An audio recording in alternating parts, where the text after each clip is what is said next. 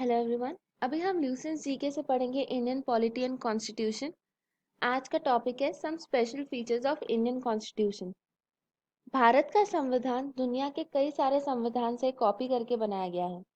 जैसे England, America, Ireland, वहां से कॉपी करके बनाया गया है।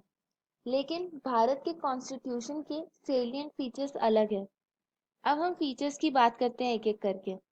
पहला, the constitution of India is the lengthiest and most comprehensive of all written constitutions of the world.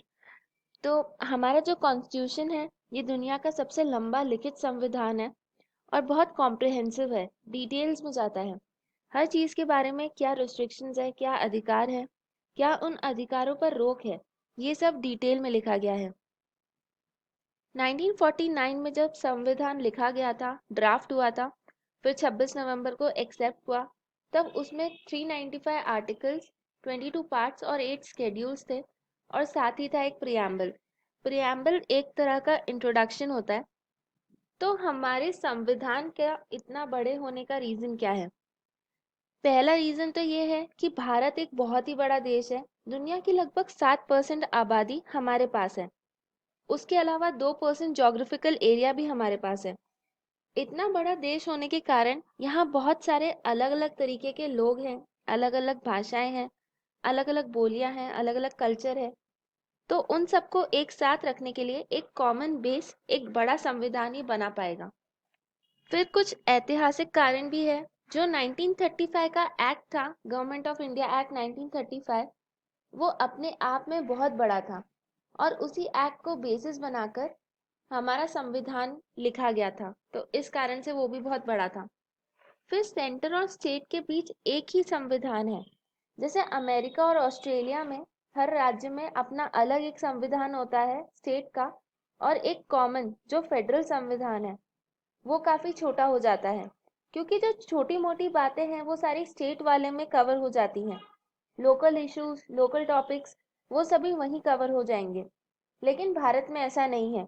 सिवाय जम्मू एंड कश्मीर के किसी भी राज्य में अपना कानून नहीं है। भारत के संविधान में एडमिनिस्ट्रेशन करने की सारी डिटेल्स जो हैं वो सब दी गई हैं। सेंटर और स्टेट के बीच में रिलेशंस कैसे होने चाहिए ये भी कॉन्स्टिट्यूशन में मेंशन्ड है। उसके अलावा इमरजेंसी प्रोविजंस वो भी मेंशन्ड है कि सेंटर स्टेट रिलेशंस उस समय पे कैसे होंगे। फिर स्पेशल स्टेटस दिया गया है जम्मू एंड कश्मीर को, और उसके अलावा कुछ और स्टेट्स है जैसे नागालैंड, मिजोरम, आसाम और गुजरात एटसेट्रा। भारत के संविधान के हिसाब से जो लोग हैं, भारत के जो लोग हैं, पीपल ऑफ इंडिया है, वो अल्टीमेट सोवरेन है। यानी कि फाइनली जो पावर है कंट्री की वो किसके हाथ में है? लोगों के हाथ में। Constitution of India establishes a parliamentary form of government both at centre and state. तो पार्लियामेंट्री सिस्टम ऑफ गवर्नमेंट होती है सेंटर में भी और स्टेट में भी। लेकिन इसमें एक और पॉइंट है, वो ये है कि पार्लियामेंट्री सिस्टम में लेजिस्लेटिव और एग्जीक्यूटिव के बीच में कोऑपरेशन और कोऑर्डिनेशन होता है। अब वो कैसे होता है? तो लेजिस्लेटिव में कौन आते हैं चुनकर? Member of parliament. और वही मेंबर ऑफ पार्लियामेंट आगे जाकर सरकार बनाते हैं। तो वो आगे जाके क्या बन गए? एग्जीक्यूटिव। और पहले वो क्या थे? लेजिस्लेटिव। तो इस तरीके से कोऑपरेशन और कोऑर्डिनेशन होता है। फिर नेक्स्ट पॉइंट है, the Indian constitution too written is sufficiently flexible. इसका मतलब क्या हुआ? जो इंडियन कॉन्स्टिट्यूशन है वो ब्लेंड है फ्लेक्सिबिलिटी का और रिजिडिटी का। तो पहले हम जानते हैं कि रिजिड कॉन्स्टिट्यूशन कैसे है। तो चीजें आप बदल नहीं सकते सिंपल मेजोरिटी से, ठीक है? उनको बदलने के लिए कुछ अलग प्रोसीजर है। उनके लिए आपको राज्यों की अनुमति लेनी पड़ेगी। सिर्फ लोकसभा या राज्यसभा उन्हें नहीं बदल सकते। इसका सबसे बेस्ट एग्जाम्पल है अमेरिकन कॉन्स्टिट्यूशन। अमेरिका का कॉन्स्टिट्यूशन बहुत रिजिड माना जाता है। वहां पर बदलाव लाना नेक्स्ट टू इम्पॉसिबल कह सकते हैं हम। अब फ्लेक्सिबल कॉन्स्टिट्यूशन कैसे का मतलब क्या होता है? सबसे पहले तो जहां आसानी से बदलाव किया जा सके। एग्जाम्पल जो ब्रिटिश कॉन्स्टिट्यूशन है उसमें आसानी से संशोधन किए जा सकते हैं। पहली बात तो यह है कि वहां पर कोई लिखित कानून नहीं है। जो अलग अलग एक्ट हैं उन्हें कंपाइल करके संविधान मान लिया गया है। एक किताब नहीं है कोई कि ये ब्रिटेन का संविधान है। तो हमारा ना ही ब्रिटेन की तरह फ्लेक्सिबल है और ना ही यूएस की तरह सख्त। हमारा एक मिडिल ग्राउंड है। हमारे यहाँ कुछ आर्टिकल्स हैं जो स्पेशल मेजॉरिटी से बदले जा सकते हैं। पहले सिंपल मेजॉरिटी समझते हैं क्या होता है।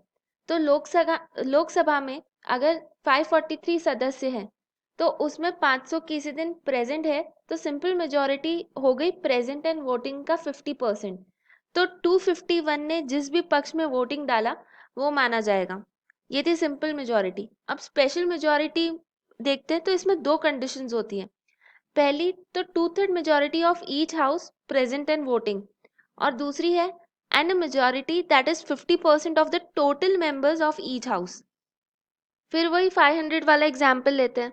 तो 500 का पहले 2/3 करेंगे हम, तो 500 का 2/3 कितना होगा?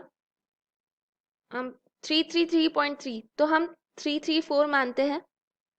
तो 334 प्लस 554 जो टोटल मेंबर्स थे उनका मेजॉरिटी चाहिए हमें, 50% मेजॉरिटी है ना। तो उसका 50% हो जाएगा 272 प्लस 1। ठीक है, तो हमें 273 चाहिए प्लस 334 लोग चाहिए। पहला तो हर हाउस में से 2/3 मेजॉरिटी चाहिए, ठीक है, प्रेजेंट एंड वोटिंग की। फिर उसके अलावा जो टोटल नंबर ऑफ मेंबर्स है, जैसे 554 है तो उसका 50% हमें चाहिए। ठीक है, फिर एक और तरीके की सुपर स्पेशल मेजॉरिटी है, हम उसको बोल सकते हैं। ये कोई टर्म नहीं है, ये एक्सप्लेन करने के हिसाब से मैं बता रही हूँ सुपर स्पेशल मेजॉरिटी। तो इन केसेस में लोकसभा राज्यसभा के साथ साथ राज्यों की भी सहमति चाहिए। जैसे फॉर एग्जाम्पल अगर हम जीएसटी की बात करें, तो जीएसटी जब पास हुआ था तब लोकसभा राज्यसभा के साथ साथ ज्यादातर स्टेट्स ने भी पास किया था ये। जब ज्यादातर राज्यों ने इसे पास किया तब ये बिल एक्ट बना। फिर नेक्स्ट है कॉन्स्टिट्यूशन ने कुछ जो फंडामेंटल राइट्स हैं वो दिए हैं सिटीजन को। तो पार्ट 3 जो है कॉन्स्टिट्यूशन का, उसमें 6 फंडामेंटल राइट्स दिए गए हैं सारे सिटीजन्स के लिए। तो पहला है राइट टू इक्वालिटी, फिर right to freedom, right against exploitation, right to freedom of religion, cultural and educational rights और राइट टू कॉन्स्टिट्यूशनल रेमेडीज। फिर इंडियन कॉन्स्टिट्यूशन का यूनिक फीचर ये है कि ये सिटीजन्स को कुछ ड्यूटीज देता है कि वो इस लैंड को बिलोंग करते हैं। तो एक as a part of basic law of land वो सिटीजन्स के लिए भी कुछ रिस्पॉन्सिबिलिटीज देता है, कुछ ड्यूटीज देता है सिटीजन्स को भी। हमारे कॉन्स्टिट्यूशन का एक और बहुत इंपॉर्टेंट और यूनिक फीचर ये है कि यहाँ पे प्रोविजंस है डीपीएसपी के लिए, directive principle of state policy के लिए। तो ये पार्ट 4 में मेंशन्ड है। डीपीएसपी सरकार के लिए निर्देश है कि आप ऐसा कीजिए, लोगों का विकास, आर्थिक विकास, समाज में बराबरी, इन सब चीज़ों पे ध्यान दीजिए। तो directive principles of state policy चाहते हैं कि हमारा देश एक वेलफेयर स्टेट बने। इंडियन कॉन्स्टिट्यूशन ने 3 लिस्ट बनाई है जिसपे लॉज बनाए जा सकते हैं और कौन कौन बना सकता है। तो यूनियन लिस्ट में सेंटर जो है वो लॉज बना सकता है, स्टेट लिस्ट में स्टेट लॉज बना सकते हैं और कॉन्करेंट में दोनों बना सकते हैं। इंडियन कॉन्स्टिट्यूशन के कुछ जो सिस्टम है या प्रिंसिपल्स है वो तो फेडरल कॉन्स्टिट्यूशन के फॉलो करता है, लेकिन उसके बाद भी हमारे पास एक सिंगल यूनिफाइड जुडिशरी है। तो सबसे पहले हम फेडरल सिस्टम का मतलब जानते हैं। फेडरल सिस्टम यानी एक ऐसी प्रणाली जिसमें एक संघ है, जहां पर राज्य है जिसके सबके अपने कायदे हैं, कॉन्स्टिट्यूशन सब राज्यों का अपना है, लेकिन उन्होंने तय किया है कि हम सब एक देश की तरह चलेंगे। तो उनके फॉरेन अफेयर्स, डिफेंस, ये सब केंद्र सरकार देखेगी, लेकिन जो लोकल कानून है हर स्टेट के अपने होंगे, वो खुद तय करेंगे। फिर फेडरल सिस्टम के अलावा एक होता है यूनिटरी सिस्टम। यूनिटरी सिस्टम का मतलब क्या होता है? यहाँ पर सेंटर के पास ज्यादा पावर्स होती है एज कंपेयर टू स्टेट्स। इसका सबसे बेस्ट एग्जाम्पल है यूनाइटेड किंगडम। तो हमारा जो सिस्टम है वो इन दोनों का मिक्स है, लेकिन हमारा जो झुकाव है वो यूनिटरी सिस्टम की ओर ज्यादा है, क्योंकि सेंटर के पास थोड़ी ज्यादा पावर्स होती है। अब फेडरेशन टर्म हमारे संविधान में कहीं भी इस्तेमाल नहीं की गई है, लेकिन आर्टिकल 1 में इंडिया को यूनियन ऑफ स्टेट्स कहा गया है। इसके दो मतलब हो सकते हैं। पहला, इंडियन स्टेट किसी भी राज्यों के बीच में एग्रीमेंट से नहीं बना है, और दूसरा ये कि किसी भी राज्य के पास ये अधिकार नहीं है कि वो इस फेडरेशन से अलग हो जाए। तो इस हिसाब से हमारा जो इंडियन कॉन्स्टिट्यूशन है वो फेडरल तो है, लेकिन साथ में उसमें यूनिटरी सिस्टम के भी फीचर्स हैं और इसी कारण हमारी जो जुडिशरी है वो यूनिफाइड है और सुप्रीम कोर्ट जो है वो एपेक्स है। तो यहाँ पर हर स्टेट का एक सुप्रीम कोर्ट नहीं होता, सेंटर में सिर्फ एक सुप्रीम कोर्ट है जो एपेक्स कोर्ट है। फिर मिडिल में आते हैं हाई कोर्ट्स और फिर आते हैं सबॉर्डिनेट कोर्ट्स सबसे नीचे। There are provisions in constitution to ensure independence of judiciary. तो हमारी जो जुडिशरी है वो इंडिपेंडेंट है और साथ ही वो इंटीग्रेटेड भी है। सुप्रीम कोर्ट जो है वो सबसे टॉप पर है, फिर इंडियन जुडिशियल सिस्टम के, और उसके नीचे आते हैं हाई कोर्ट और नीचे कौन आएंगे, सुप्रीम कोर्ट, जैसा अभी हमने देखा था। अब इसकी इंडिपेंडेंस कैसे इंश्योर की जाती है, तो कुछ फीचर्स है, जैसे जज अपॉइंट होने के बाद उन्हें हटाना बहुत ही ज़्यादा मुश्किल है, उनका टेन्योर फिक्स होता है, तो रिटायरमेंट से पहले उन्हें कोई नहीं हटा सकता। मतलब बहुत ही ज़्यादा मुश्किल और कॉम्प्लिकेटेड प्रोसीजर है और रिटायरमेंट के बाद वो फिर से कोर्ट में प्रैक्टिस नहीं कर सकते।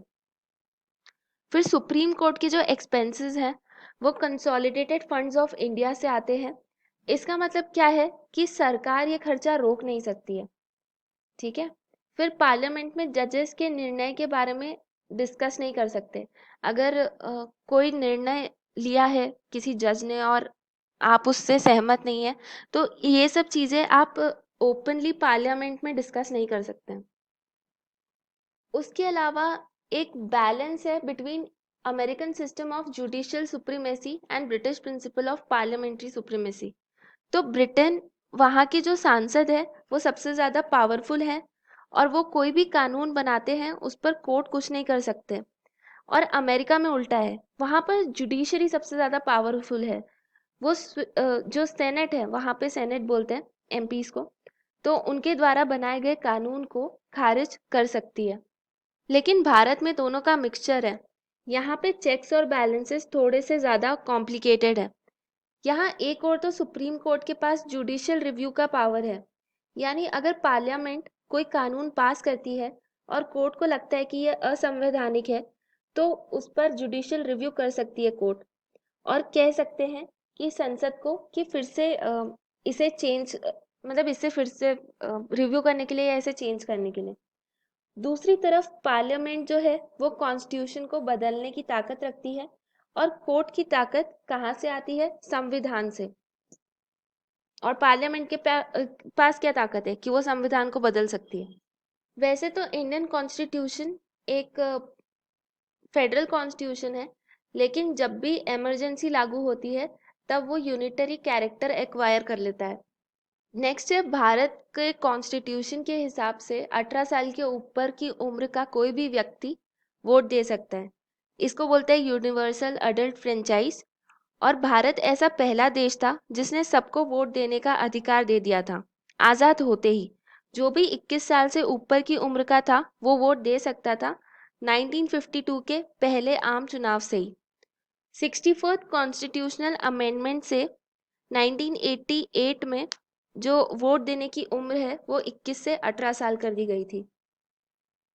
इंडियन कॉन्स्टिट्यूशन बात करता है सेक्युलर स्टेट की। सेक्युलर का मतलब होता है धर्मनिरपेक्षता। राज्य किसी रिलीजन से कोई लेना देना नहीं रख सकता। प्रधानमंत्री का धर्म चाहे जो भी हो, लेकिन वो अपने कर्तव्य के निर्वहन के समय वो अपने धर्म को बीच में नहीं लाएगा। हमारे यहाँ पॉजिटिव कॉन्सेप्ट ऑफ सेक्युलरिज्म है। तो भारत का संविधान ये कहता है कि सारे धर्मों को बराबर अधिकार दो, बराबर प्रोटेक्शन दो।